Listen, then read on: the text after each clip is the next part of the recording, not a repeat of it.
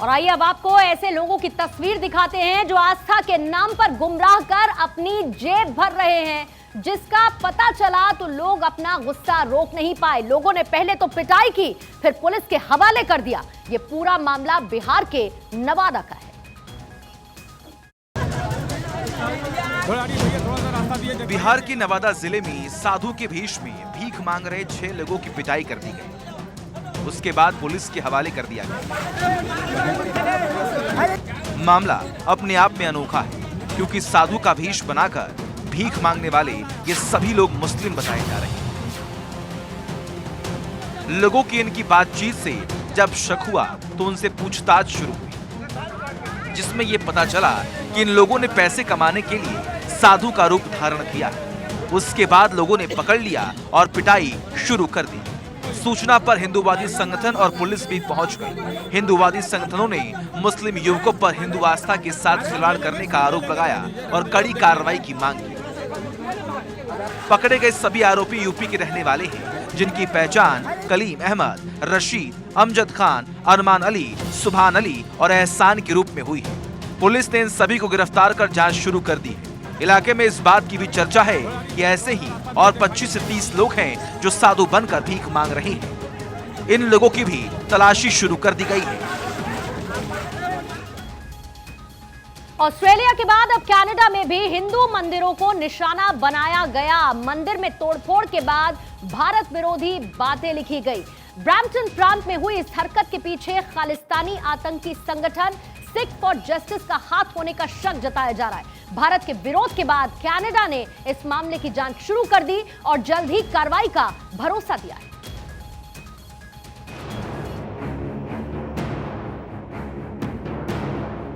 कुछ समय पहले ऑस्ट्रेलिया में हिंदू मंदिर को निशाना बनाया गया था। उसके बाद अब कनाडा में एक बार फिर मंदिर में तोड़फोड़ की गई है। इस बार कनाडा के ब्रैम्पटन प्रांत में गौरी शंकर मंदिर में तोड़फोड़ की गई। इतना ही नहीं, उसके बाद मंदिर की दीवार पर भारत विरोधी नारे लिखे गए। इस हरकत के बाद से भारतीय समुदाय के लोगों में गुस्सा देखने को मिल रहा है। भारत ने भी इस घटना की कड़ी निंदा की है। कनाडा में भारतीय दूतावास की तरफ से बयान जारी कर कहा गया है कि इस घृणित कार्य से कनाडा में भारतीय समुदाय की भावनाओं को गहरी ठेस पहुंची है। भारतीय दूतावास ने कनाडा के अधिकारियों से इसकी शिकायत दर्ज कराई है, जिसके बाद जांच पड़ताल शुरू की गई। ब्रैम्पटन के मेयर पैट्रिक ब्राउन ने भी ट्वीट करते हुए कहा है कि ऐसे घृणित कृत्य का हमारे शहर या देश में कोई स्थान नहीं है। हर कोई अपने पूजा स्थल में सुरक्षित महसूस करने का हकदार है। इससे पहले भी इस तरह की घटनाएं सामने आ चुकी हैं, जिसके पीछे सिख फॉर जस्टिस का हाथ बताया जा रहा है। बता दें कि पिछले साल जुलाई में कनाडा में एक विष्णु मंदिर में महात्मा गांधी की एक मूर्ति को तोड़ा गया था, जिसके बाद भारी बवाल देखने को मिला। इसके बाद सितंबर 2022 में कनाडा के BAPS स्वामीनारायण मंदिर को भी नुकसान पहुंचाया गया था और दीवारों पर भारत विरोधी बातें लिखी गई थी। इन घटनाओं को लेकर भारत ने चिंता जाहिर करते हुए कनाडा के अधिकारियों से जांच की अपील की है, लेकिन एक बार फिर इस तरह की घटना सामने आई है।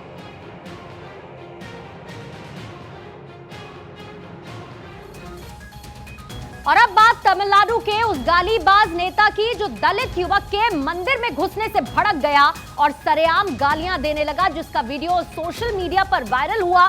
तो पहले पार्टी ने इससे किनारा कर लिया, फिर पुलिस ने दबोच लिया।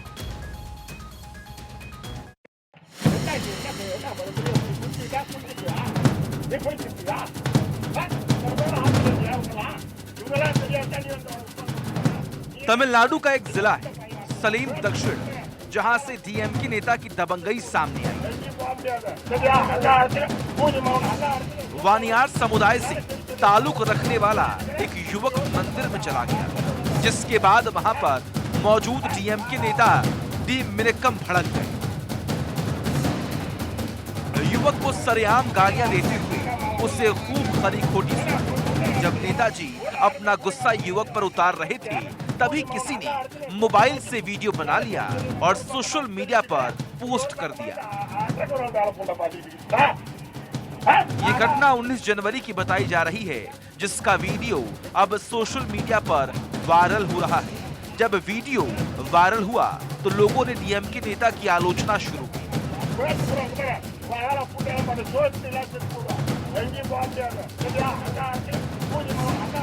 मामले से पीछा छुड़ाते हुए पार्टी ने उन्हें निलंबित कर दिया और कहा ये आचरण डीएमके की नीतियों के खिलाफ है, इससे पार्टी की छवि खराब होगी। वही मामले में आरोपी नेता पर अनुसूचित जाति अनुसूचित जनजाति अधिनियम के तहत केस दर्ज कर गिरफ्तार भी कर लिया गया। मनिक्कम को वीडियो में देखा जा सकता है कि वो युवक को बार बार उसके बारे में पूछ रहे हैं और कहते नजर आ रहे हैं कि वो मंदिर में क्यों घुसा, उसे मंदिर में घुसने की इजाजत किसने दी। नेताजी यही नहीं रुके, उन्होंने तो युवक और उसके पिता के दांत तोड़ने तक की धमकी दे दी। वीडियो वायरल हुआ तो मनिक्कम ने सफाई में कहा कि वीडियो दुर्भावनापूर्ण मंशा से फैलाया गया। युवक ने शराब पी रखी थी।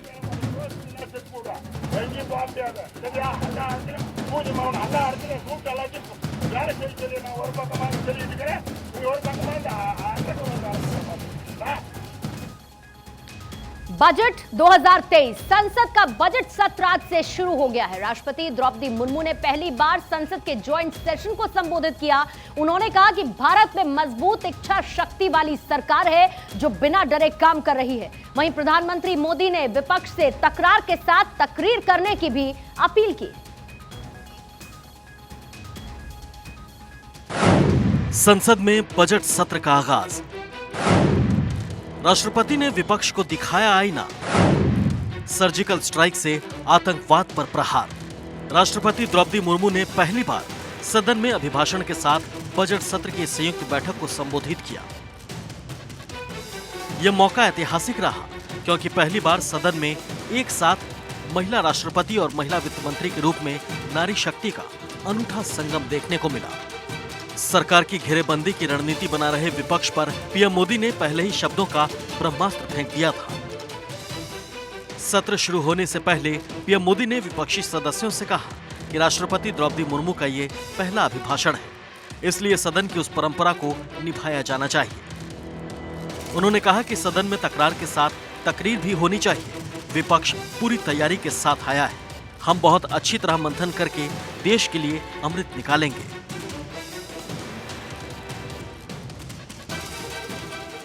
India first, citizen first.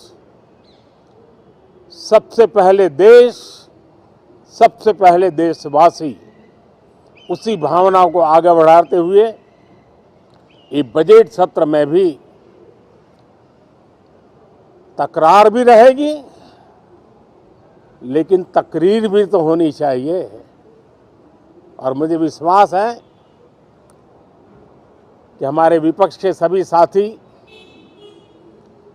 बड़ी तैयारी के साथ बहुत बारीकी से अध्ययन करके सदन में अपनी बात रखेंगे। सदन देश के नीति निर्धारण में बहुत ही अच्छी तरह से चर्चा करके अमृत निकालेगा। इस मौके पर द्रौपदी मुर्मू ने पिछले 8 सालों में सरकार द्वारा उठाए गए बड़े कदमों का जिक्र किया। अपने अभिभाषण में राष्ट्रपति मुर्मू ने 2047 तक देश को विकसित बनाने की बात भी कही। इस दौरान उन्होंने सर्जिकल स्ट्राइक को बड़ी उपलब्धि करार दिया।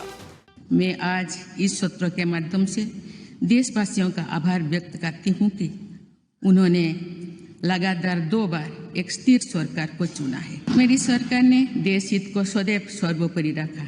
सर्जिकल स्ट्राइक से लेकर आतंकवाद पर कठोर प्रहार तक, LOC से लेकर LAC तक, आर्टिकल 370 को हटाने से लेकर 3 तलाक तक मेरी सरकार की पहचान एक निर्णायक सरकार। राष्ट्रपति मुर्मू सदन में जब सरकार की उपलब्धियां गिनवा रही थी, तब संसद का सेंट्रल हॉल मेज थपथपाने की आवाज से गूंज रहा था।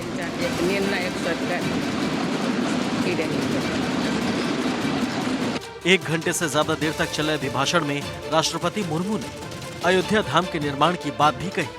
उन्होंने कहा कि एक तरफ देश में अयोध्या में राम मंदिर का निर्माण हो रहा है, तो दूसरी तरफ आधुनिक संसद भवन भी बन रहा है। राष्ट्रपति ने अपने अभिभाषण में वैसे तो कई मुद्दे उठाए, लेकिन फोकस राष्ट्रवाद वाले मुद्दे पर रहा। द्रौपदी मुर्मू ने हर विकास को धर्म से जोड़ा। उन्होंने बताया कि मोदी सरकार ने तीर्थ का विकास किया तो साथ ही वो दुनिया का बड़ा स्पेस पावर भी बना रही है।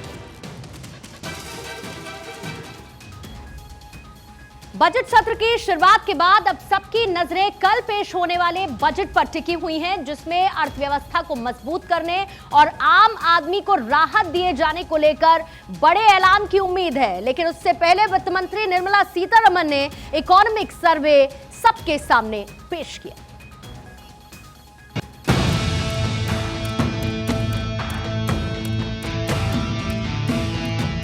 1 फरवरी 2023 को देश का बजट पेश होगा, जिस पर देश भर की निगाहें हैं। सबको बजट से अपनी अपने इंटरेस्ट को लेकर उम्मीदें हैं। बजट पेश होने से एक दिन पहले वित्त मंत्री निर्मला सीतारमण ने इकोनॉमिक सर्वे पेश किया, जिसमें 2023-24 के लिए जीडीपी ग्रोथ रेट के 6.5% होने का अनुमान लगाया गया, जो पिछले 3 साल में सबसे धीमी ग्रोथ रेट है।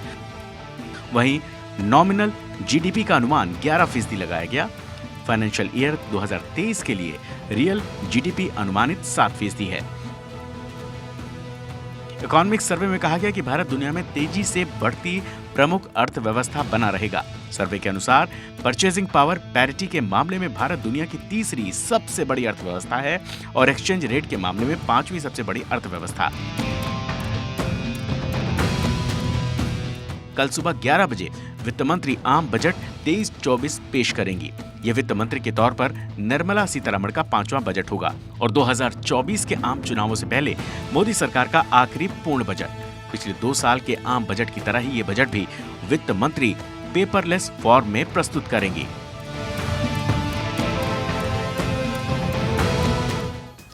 अब बात आसाराम की, जिसने संत का चोला पहनकर अपनी शिष्या के साथ रेप किया और इसी मामले में अब पूरे 10 साल बाद कोर्ट का फैसला आया। इसके बाद अब दुष्कर्मी आसाराम को जेल में रहना होगा, यानी आसाराम से जेल अब इंतकाम लेगा।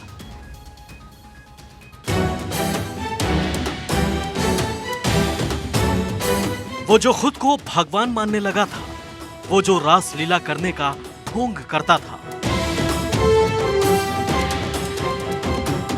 वो जो लोगों की आस्था के साथ खिलवाड़ किया करता था, वो जो लोगों की भावनाओं का फायदा उठाकर खुद को संत बताता था, खुद को बापू कहलवाता था, अब उसकी पूरी उम्र जेल में बीतेगी।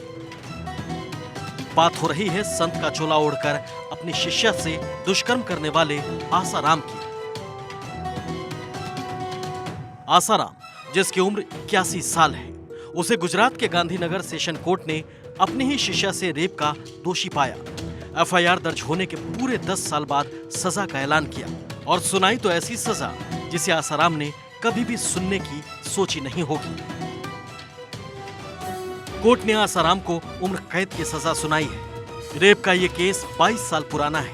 दरअसल आसाराम पर सूरत की रहने वाली एक शिष्या ने रेप और अप्राकृतिक कृत्य करने का आरोप लगाया था। यह घटना आसाराम के अहमदाबाद स्थित आश्रम में हुई थी। हालांकि घटना के बाद पीड़िता डर की वजह से चुप रह गई थी, लेकिन जब आसाराम के खिलाफ दूसरी जगहों पर केस दर्ज हुए तो पीड़िता ने 2013 में इस मामले में भी एफआईआर दर्ज कराई। इसके बाद यह केस अहमदाबाद के चांदखेड़ा थाने में ट्रांसफर किया गया और तब से गांधीनगर की कोर्ट में इस मामले की सुनवाई चल रही थी। सरकारी वकील के अनुसार कोर्ट ने आसाराम को सेक्शन 342, 357, 376, 377 के तहत दोषी करार दिया है। आज इसी मामले में सजा का ऐलान हुआ। कोर्ट से हमने ये गुजारिश की है कि ये जो पूरा घटनाक्रम बना है वो एक लड़की के साथ बना हुआ है और लड़की को जिस तरह से उन्होंने कैप्टिव रखा और कैप्टिव रखने के बाद उनके साथ में जो दुष्कर्म किया गया और उसके बाद भी उसको बाहर जाने की अनुमति नहीं दी, इसे गंभीरता से लेके उनको सख्त में सख्त सज़ा मिलनी चाहिए और 376 के तहत इनको लाइफ इम्प्रिजनमेंट और हैवी फाइन देना चाहिए और हैवी फाइन में से कुछ रकम कॉम्पेंसेशन की बतौर उस विक्टिम को देनी चाहिए, ऐसी हमारी गुजारिश थी। आपको बता दें कि पीड़िता ने अपने आरोप में कहा था कि गुरु पूर्णिमा के दिन आसाराम ने उन्हें वक्ता के रूप में चुना था। इसके बाद आसाराम के फार्म हाउस शांति वाटिका में उन्हें ले जाया गया, जहां आसाराम ने पीड़िता को कमरे में बुलाकर रेप को अंजाम दिया। और इसी बीच में एक बड़ी खबर, रामचरितमानस विवाद के बीच आरजेडी नेताओं का एक वीडियो हो रहा है वायरल। उदय नारायण चौधरी और शिक्षा मंत्री चंद्रशेखर के बीच बातचीत का वीडियो वायरल हो रहा है। राजेंद्र गौतम और स्वामी प्रसाद मौर्य से चंद्रशेखर की बात का जिक्र है, धर्म और भगवान को बचाकर बोलने की बात कही है। चर्चा की है तो तुम जाति बना के रखना चाहते हो, हमको छूट बना के रखना चाहते हो, मंदिर में घुसने नहीं देते हो और हमसे चंदा लेना चाहते हो, हमसे वोट लेना चाहते हो जी। ये तो नहीं चलने वाला है। तब देश में ये बहस का मुद्दा बन जाए। इस ढंग से बोलने से ना लोग नाराज नहीं होगा, जो भगवान को तो बचा के चलिएगा ना, क्योंकि हिंदू समाज है ना जी जी। हार्ट ले लीजिएगा तो लोग गुस्सा हो जाएगा। हम लेते भी नहीं है उस ढंग से, इसलिए हम लोग रामचरितमानस के जो अंश है उस पर हम चर्चा किए। आइए अब बात करते हैं वंदे भारत प्राइम स्टोरी की। लगातार हो रही भारी बर्फबारी ने दुनिया के पावरफुल मुल्कों के पसीने छुड़ा दिए हैं। अमेरिका में बर्फ का आपातकाल लगा हुआ है। बर्फीले तूफान की वजह से अमेरिका टूट गया है, तो कनाडा से जापान तक माइनस में तापमान है। यह खास रिपोर्ट आप जरूर देखिए।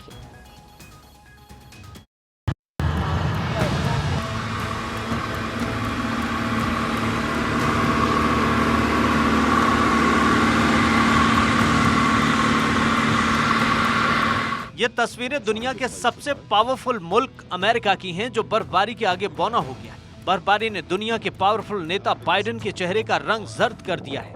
अमेरिका में बर्फ कहर बनकर बरस रही है। अमेरिका में हालात ऐसे हैं कि खौलते हुए पानी को एक सेकंड के लिए भी बाहर लाया जाए तो पानी जम जा रहा है, मानो अमेरिका में इस वक्त बर्फ की हुकूमत हो।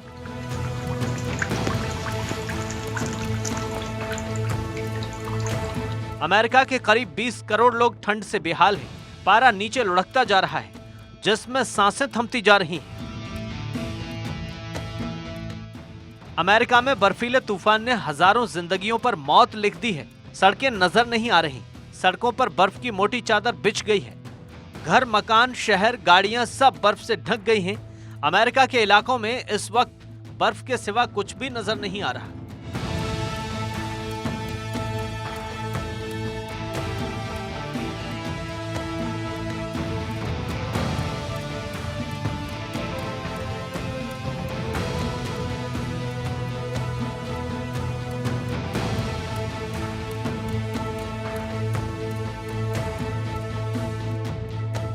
बर्फीले तूफान की वजह से गाड़ियों के ब्रेक फेल हो रहे हैं। सर्दी से जमीन ने अपने हाथ छिपा लिए हैं, इसलिए इंसानों के पांव नहीं पकड़ रही और इंसान जमीन पर लुढ़क रहा है।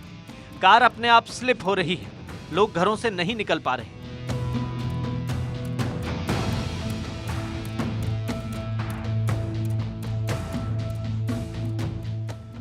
अमेरिका में बर्फीले तूफान की वजह से गाड़ियां सड़क पर जम गई हैं। बर्फ हटाने का काम युद्ध स्तर पर चल रहा है।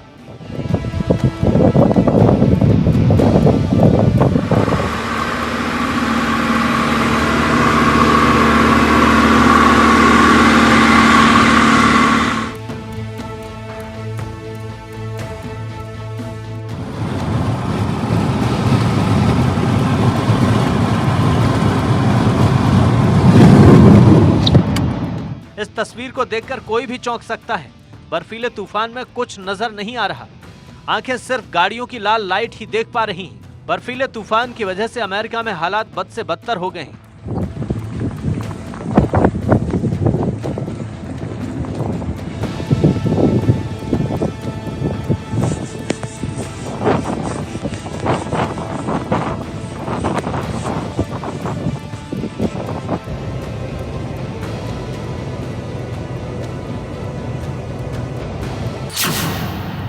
अमेरिका के 50 में से 48 राज्यों के करीब 20 करोड़ से ज्यादा लोगों का जनजीवन अस्त व्यस्त है। अब तक तूफान से हजारों लोगों की जान जा चुकी है। इसका सबसे ज्यादा असर न्यूयॉर्क, नॉर्थ कैरोलिना, वर्जीनिया और टेनेसी में है। अमेरिका में आए बर्फीले तूफान के बाद लोगों ने दुकानों में जमकर लूटपाट की। खुली दुकानों से लोग सामान लूटकर भाग गए। ये तस्वीरें इस बात की गवाह हैं कि कोरोना के बाद अमेरिका अब बर्फीले तूफान से लड़ रहा है।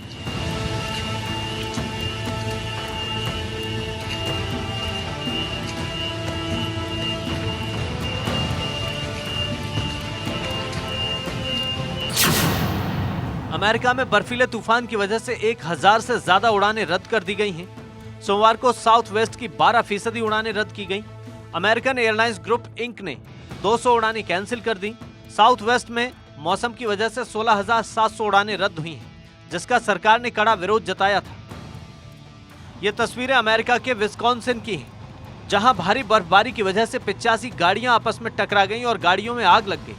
तस्वीरों में देख सकते हैं कि बर्फ के गोले के बीच से धुआं का उमड़ा हुआ गोला उठ रहा है।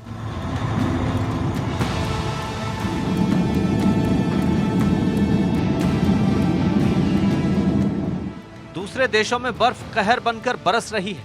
लगातार हो रही बर्फबारी से दुनिया के कई देशों का बुरा हाल है। कहीं आपातकाल लगा दिया गया है, कहीं भारी बर्फबारी से जाने जा रही हैं। कनाडा के टोरंटो का बर्फबारी से बुरा हाल है। टोरंटो के हालात बद से बदतर होते जा रहे हैं। भारी बर्फबारी से सड़कों पर कई फीट ऊंची बर्फ जम गई है, जिसमें गाड़ियां धंस गईं। बर्फीले तूफान की वजह से टोरंटो में जीना मुहाल हो गया है। ये तस्वीरें चीन के जिक्सी रेलवे स्टेशन की हैं। यहां भारी बर्फबारी की वजह से प्लेटफॉर्म नजर ही नहीं आ रहा। भारी बर्फबारी के बीच लोग यात्रा करने के लिए घरों से निकले। तस्वीरों में आप देख सकते हैं कि प्लेटफॉर्म पर कितनी बर्फ जमा है। सूटकेस के पहिए बर्फ में धंसे जा रहे हैं। लोगों को बेहद परेशानियों का सामना करना पड़ रहा है। ग्रीस की राजधानी एथेंस का भी बुरा हाल है। यहां भी जबरदस्त बर्फबारी हो रही है। भारी बर्फबारी की वजह से घर, मकान, दुकान, गाड़ियां, सड़कें, पेड़ सबके ऊपर सफेद चादर चढ़ गई है। भारी बर्फबारी से लोगों की जिंदगी मुहाल है।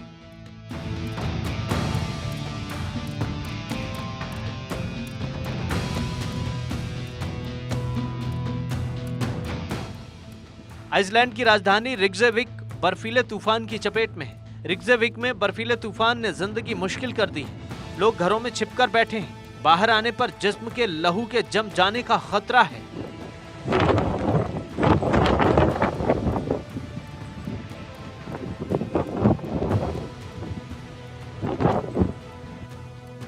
तो बर्फीले तूफान से जापान की जान भी निकलने जा रही है। जापान में पारा -10 डिग्री पहुंच गया है। यहां लोगों के सामने घरों से बाहर निकलने की मुश्किल है। लोग खाने पीने के सामान के लिए परेशान हो रहे हैं।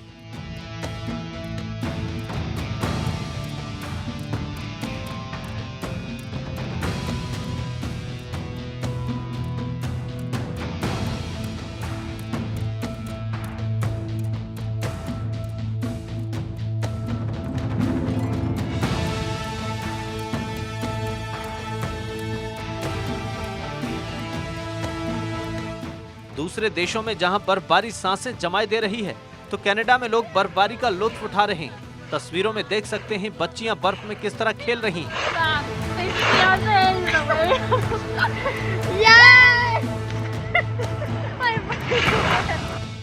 और जिंदगी को खुश रंग बना रही हैं। इंसान तो इंसान, डॉगी भी बर्फबारी का जमकर मजा ले रहे हैं। तस्वीरों में आप देख सकते हैं छोटे छोटे डॉगी के बच्चे बर्फबारी का मजा ले रहे हैं।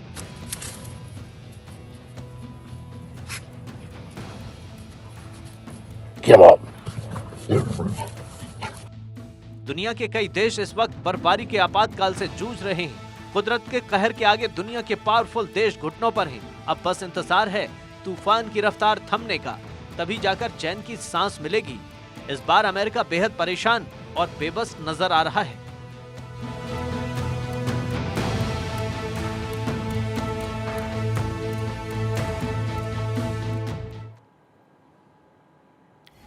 देश और दुनिया में इस वक्त ठंड और बर्फबारी से हालात बहुत खराब हैं। जहां भी बर्फबारी हो रही है वहां पर सारे रिकॉर्ड टूट रहे हैं। बर्फबारी ने भारत में भी आम जनजीवन को बुरी तरीके से प्रभावित कर दिया है। सर्दी से चली गई हजारों जान।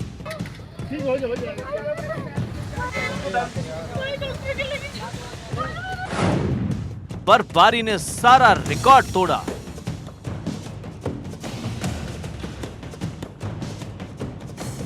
सर्दी अपने पूरे शबाब पर है, पहाड़ों का सूरज मानो छुट्टी पर गया है। बर्फ से ढके पहाड़, सफेद वादियां, नजर की आखिरी किरण जहां तक जाए बर्फ ही बर्फ दिखाई दे। झील, झरने, नदियां, सड़कें सब जम गए। अगर जन्नत कश्मीर है तो हिमाचल भी उसके एहसास से दूर नहीं। ये तस्वीरें हैं हिमाचल प्रदेश की, जहां बर्फ मनमानी पर उतर आई है। जिधर देखो आसमान से बर्फ गिर रही है। शिमला मानो सफेद चादर ओढ़ा हो।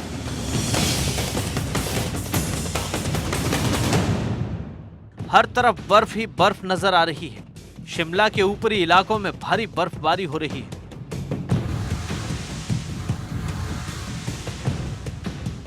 गाड़ियों पर बर्फ चढ़कर बैठ गई है। पेड़ों पर हरियाली की जगह मानो चांदी उगाई हो।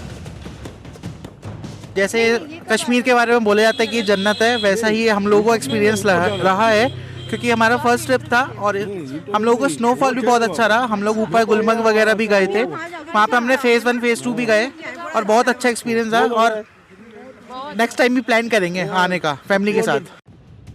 बर्फ से कहां कहां पहाड़ ठिठुर रहे हैं, इस पर नजर डालें तो शिमला, कुल्लू, मंडी, चंबा, नारकंडा, खड़ा पत्थर, ठियोग, रोहडू बर्फबारी से यातायात बंद है। लगातार हो रही बर्फबारी से हिमाचल प्रदेश में लोग घरों में कैद हो गए हैं। सड़कों पर गाड़ियां नजर ही नहीं आ रही। बर्फ ने सड़कों को छिपा लिया है, गाड़ियों को खुद में दबा लिया है। बर्फ गाड़ियों के आगे ब्रेकर बनकर खड़ी हो गई है। भारी बर्फबारी के चलते शिमला में सड़क हादसे हो रहे हैं। नारकंडा के पास कंडियाली में पर्यटकों की गाड़ियां आपस में टकरा गईं, जिसके बाद घायलों को अस्पताल में भर्ती कराया गया। हिमाचल प्रदेश में भारी बर्फबारी से कई इलाकों में जनजीवन अस्त व्यस्त हो गया है। लोगों को भारी परेशानी का सामना करना पड़ रहा है। 3 NH समेत 500 सड़कें बंद। कुल्लू में 2 नेशनल हाईवे बंद। ग्रामीण क्षेत्रों की 35 से ज्यादा सड़कें प्रभावित। बर्फबारी से 232 ट्रांसफार्मर खराब। बर्फबारी की तस्वीर एक सी है, बस जगह बदली हुई है। उत्तराखंड के उत्तरकाशी में भी जमकर बर्फबारी हो रही है। उत्तरकाशी में सफेद बर्फ की चादर नजर आ रही है। ऊंचाई वाले इलाकों गंगोत्री, हर्षिल, यमुनोत्री में भारी बर्फबारी हो रही है। हिमालय रीजन इंक्लूडिंग जो जम्मू कश्मीर, हिमाचल प्रदेश और उत्तराखंड में काफ़ी ज़्यादा स्नोफॉल दिया। इवन 50 से 60 सेंटीमीटर स्नोफॉल रहा काफ़ी जगह पे। और प्लेन्स पे भी रेनफॉल एक्टिविटी रहा आने वाले 2 दिनों पिछले दिनों में। और अब क्या हम एक्सपेक्ट कर रहे हैं कि अभी जो सिस्टम, अगर आप जो सैटेलाइट पिक्चर्स देखते हैं तो सिस्टम जो आगे मूव कर गया। अभी ड्राई नॉर्थ वेस्टर्न इवेंट्स आ रही हैं, उसके कारण क्या है कि टेम्परेचर में थोड़ी सी गिरावट आ सकती है, वो भी सिग्निफिकेंट नहीं, इतना ज़्यादा नहीं, और वही रहेगा। उसके बाद फिर 2 तारीख को एक फ्रेश वेस्टर्न डिस्टर्बेंस आ रहा है। I mean it's not intense, fever only, तो वो थोड़ा बहुत light to moderate rainfall western Himalaya region में करेगा। और उसके प्रभाव से क्या होगा कि नॉर्थ वेस्ट इंडिया में 48 आवर्स के बाद थोड़ा फिर 2 से 3 डिग्री टेम्परेचर बढ़ेंगे।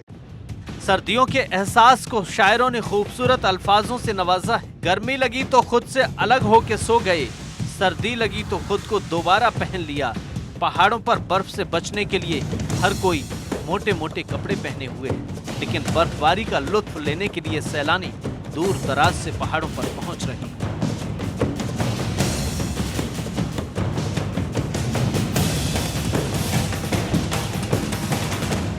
तो चमोली की तस्वीरों को भी बर्फ ने सफेद कर दिया है। चमोली में लगातार हो रही बर्फबारी से हर दिशा में बर्फ ही बर्फ दिखाई दे रही है।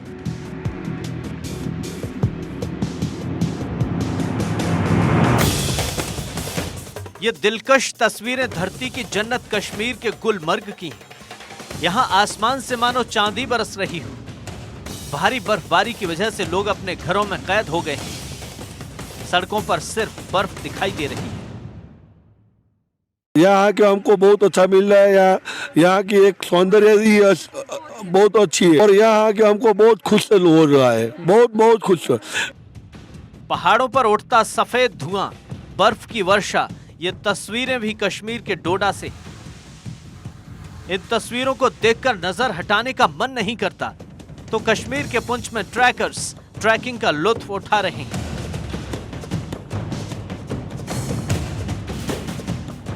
पहाड़ों के दिन भी जिंदा हैं, यहाँ की शाम भी जिंदा है और यहाँ की रात भी जिंदा है।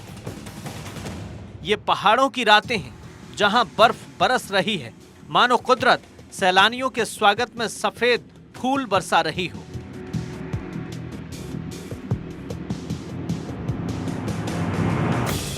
ये तस्वीरें जितनी दिलकश नजर आ रही हैं, उतनी ही दुश्वारी भी पैदा कर रही हैं।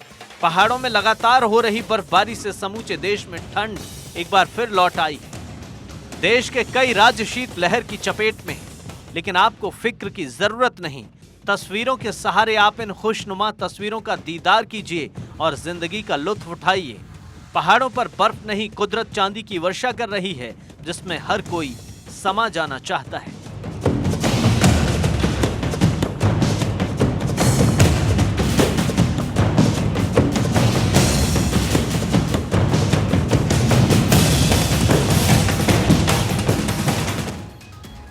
पाकिस्तान ने जिस तहरीके तालिबान पाकिस्तान को पाला, वही पाकिस्तान के लिए भस्मासुर बन चुका है।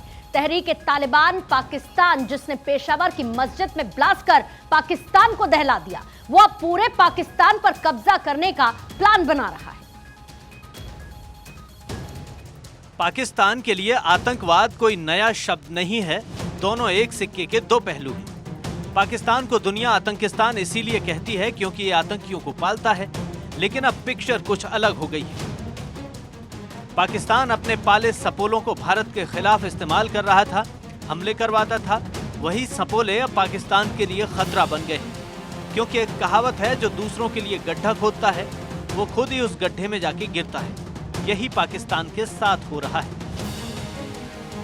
तहरीके तालिबान पाकिस्तान, जिसे टीटीपी के नाम से जाना जाता है, यह आतंकी संगठन पाकिस्तान के लिए भस्मासुर बन गया है। इस आतंकी संगठन को कभी पाकिस्तान ने पनाह दी, लेकिन अब इसकी आंच में पाकिस्तान भस्म होने के कगार पर है। इसका ताजा उदाहरण पेशावर मस्जिद ब्लास्ट है। इसमें 90 से ज्यादा लोगों की मौत हुई है और 150 से ज्यादा लोग घायल हैं। टीटीपी पाकिस्तान में लगातार हमले करके सैकड़ों लोगों की जान ले चुका है और अब पूरे पाकिस्तान पर कब्जा करने की तैयारी में है। टीटीपी ने हाल ही में एक ऑडियो जारी किया है, जिसमें तहरीके तालिबान के प्रमुख शेख अब्दुल्ला अखुंदजादा अफगानिस्तान के अलावा पाकिस्तान और तुर्की पर भी कब्जा करने और इन जगहों पर तालिबानी शासन कायम करने की बात कह रहा है। आगे अब्दुल्ला अखुंदजादा ने कहा कि पाकिस्तान एक मुस्लिम देश है, लेकिन यहाँ संविधान ब्रिटिश लॉ के मुताबिक चलता है। वो इस पर कब्जा जमा कर शरिया कानून लागू करना चाहता है।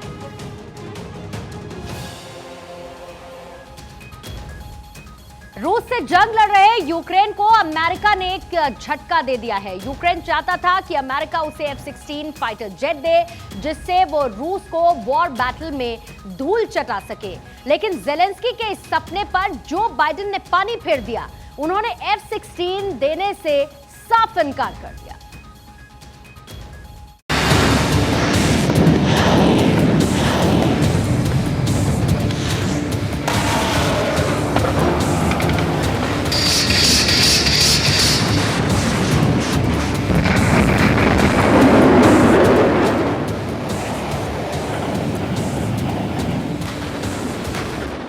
यूक्रेन युद्ध इस समय ऐसे मुहाने पर पहुंच चुका है जहां से ये कभी भी वर्ल्ड वॉर की शुरुआत करा सकता है।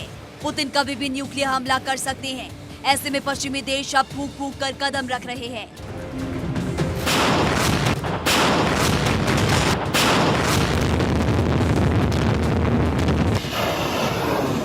रूस से लड़ने के लिए यूक्रेन ने अमेरिका से F-16 फाइटर जेट्स की मांग की थी, जिसे अमेरिका प्रेसिडेंट ने सिरे से खारिज कर दिया है।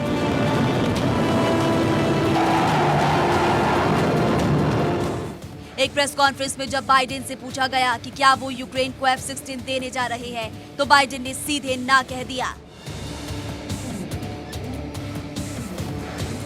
बाइडेन से पहले जर्मनी ने भी अपने फाइटर जेट्स यूक्रेन भेजने से साफ इनकार कर दिया था, जिसके बाद जेलेंस्की को काफी निराशा हुई थी।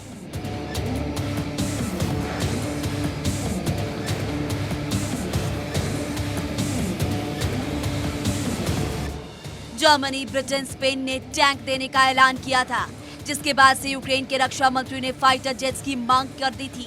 उन्होंने कहा कि अमेरिका और पश्चिमी देशों के साथ मिलकर एक फाइटर जेट गठबंधन बनाने को कहा था, ताकि जंग का रुख बदला जा सके।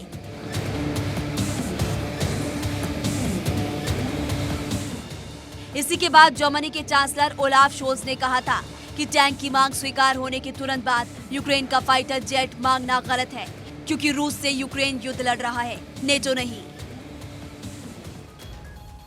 इधर ईरान में हिजाब के खिलाफ विरोध खत्म नहीं हो रहा, लेकिन वहां की सरकार इस विरोध को कुचलने का हर हथकंडा अपना रही है।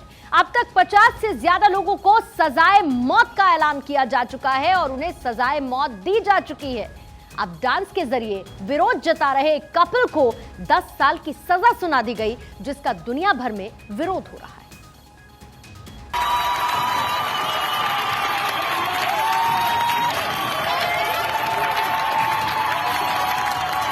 ईरान की पहचान पिछले कुछ महीनों से बदल गई है। ईरान को पूरी दुनिया में एक देश से ज्यादा वहां हो रहे हिजाब विरोध की वजह से जाना जा रहा है। महसा अमीनी की मौत के बाद से भड़का ये आंदोलन खत्म होने का नाम नहीं ले रहा। महिलाएं तो प्रदर्शन कर ही रही हैं, उन्हें पुरुषों का भी खूब साथ मिल रहा है।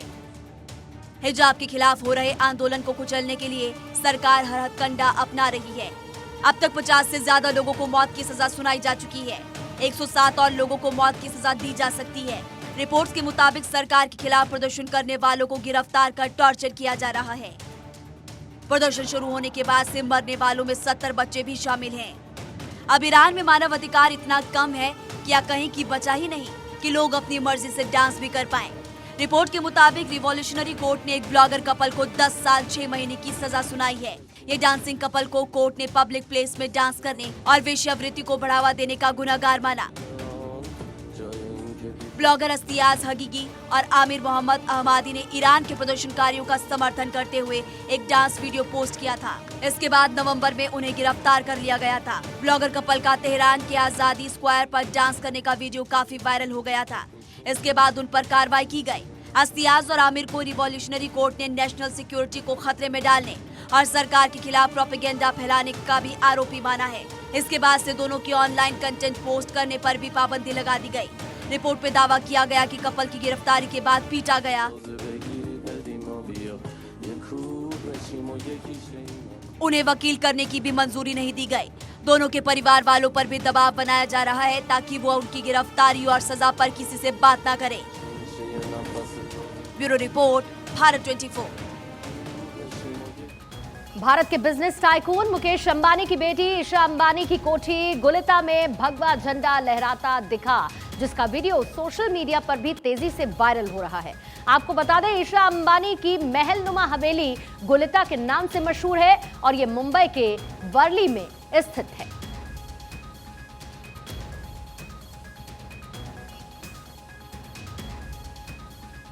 और इसी खबर के साथ वंदे भारत में आज के लिए फिलहाल इतना ही। रुकेंगे एक बहुत छोटे से ब्रेक के लिए। आप बने रहिए भारत 24 के साथ। नमस्कार।